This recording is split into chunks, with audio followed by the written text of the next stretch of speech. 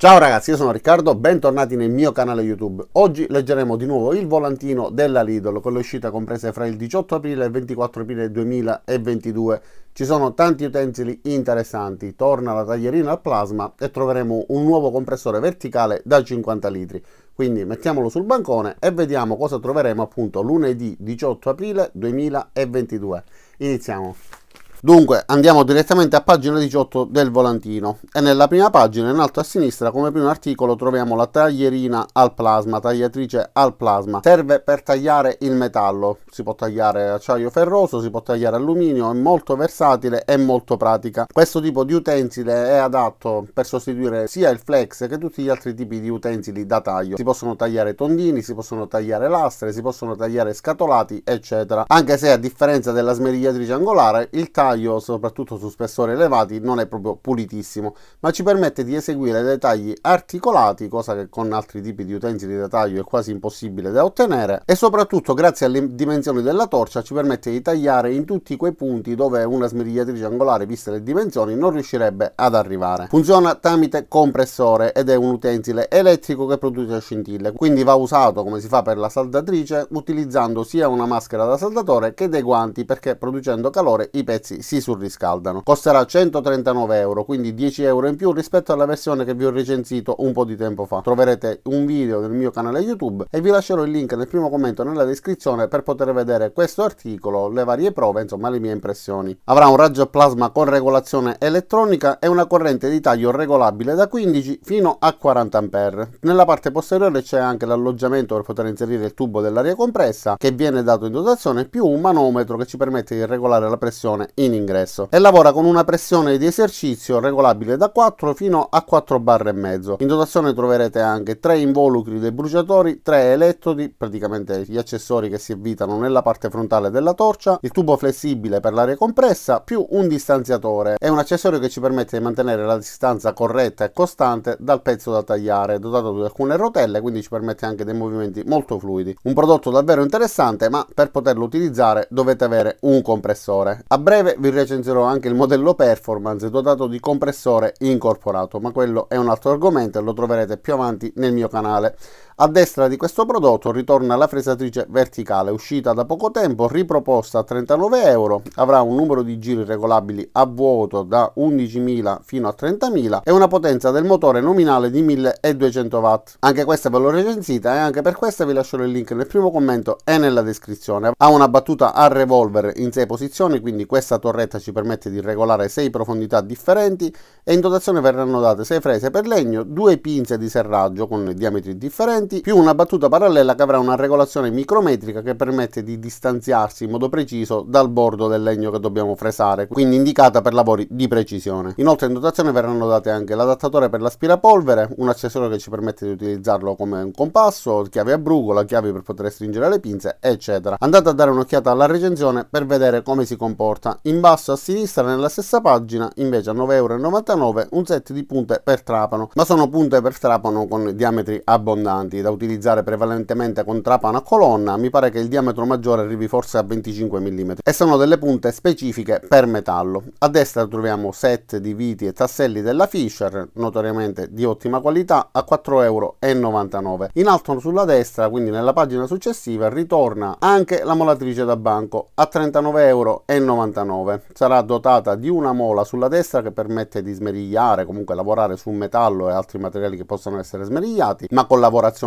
a secco. Invece sulla sinistra troviamo una mola più grande, c'è una vaschetta sulla parte bassa, ci permette di lavorare con la mola bagnata, quindi sfruttando l'acqua che è nella vaschetta che viene raccolta dalla rotazione della mola ed è indicato per affilare delle lame, insomma per tutti quei lavori che richiedono una superficie bagnata. Questa già ve l'ho recensita, ne ho recensite ben 2 modelli, come già vi ho detto sia in quella recensione che durante la lettura di uno dei volantini precedentemente. Non mi sono trovato bene, ho dovuto fare il reso perché avevano dei difetti, ma a quanto pare leggendo comunque alcune recensioni nei vari gruppi Facebook questo utensile funziona. Sono stato sfortunato e ho beccato dei modelli difettosi. Leggiamo però le caratteristiche tecniche. Avrà una potenza allacciata di 250 watt e un numero di giri per quanto riguarda la mola più grande, quindi quella che gira a umido, di 129,5 al minuto. Quella più piccola invece avrà 2950 giri al minuto. Nella parte centrale invece troviamo degli accessori molto interessanti, 383 pezzi per quanto riguarda le guarnizioni e 420 pezzi per quanto riguarda gli O-ring, molto comodi per tutti quei lavori di idraulica dove è necessario sostituire le guarnizioni o di meccanica dove è necessario intervenire con gli O-ring. Avendo diverse dimensioni, diversi spessori e diversi diametri, si prestano davvero a svariati utilizzi, sia per quanto riguarda la sostituzione che per quanto riguarda l'inserimento in parti dove non sono presenti, ma sia come guarnizioni che come riferimenti di profondità. Insomma, hanno davvero un utilizzo molto svariato e molto comodo. Sulla destra invece ci saranno degli accessori magnetici, si tratta di vaschette nelle quali è possibile inserire, come si vede in queste illustrazioni, della minuteria metallica e non solo, perché essendo magnetica è possibile posizionarle per esempio sulla superficie metallica, una carrozzeria o qualunque altra struttura, e posizionare al suo interno viti, bulloni eccetera, evitando che la stessa possa scivolare o che gli oggetti dal suo interno possano cadere giù. Io lo utilizzo molto spesso, soprattutto la vaschetta più grande che è dotata di due magneti e mi permette di dividere per esempio viti, rondelle eccetera, ma sono disponibili anche di dimensioni minori sia con forma quadrata che con forma rotonda. Quest'altra invece sono delle aste telescopiche, una all'estremità ha un magnete che ci permette di raccogliere per esempio delle viti, qualcosa che possa cadere all'interno del vano motore, delle chiavi all'interno di un tombino, insomma tutti quegli oggetti metallici che non riusciamo a raccogliere con le mani e che grazie a questo accessorio invece riusciamo a raggiungere. Ma se non dovessimo riuscire a vedere ciò che ci cade ad esempio all'interno del vano motore, potremmo utilizzare questo specchietto reclinabile che ci consente di vedere in angoli nascosti e costeranno 3,49 €. Sulla destra silicone acrilico o colla per montaggio della Pattex a 5,99 €. Più in basso verranno vendute invece le mole abrasive da taglio a 6 pezzi, ma attenzione, questi dischi non sono per la smerigliatrice angolare, sono dei dischi adatti per la troncatrice per metallo, infatti sono da 180 mm di diametro, possono girare a una velocità massima di 8500 al minuto e avranno uno spessore di 1,8 mm. Andate a guardare nel link giù nel primo commento nella descrizione per vedere la recensione anche di questa troncatrice per metallo. Sulla destra invece troveremo un box universale, ideale sia per giardinaggio, io ne ho uno un pochettino più grande, che per l'utilizzo in garage, insomma cantine eccetera, a 34,99 € e avrà delle dimensioni di 77 cm e mezzo per 44 cm e mezzo per 52 cm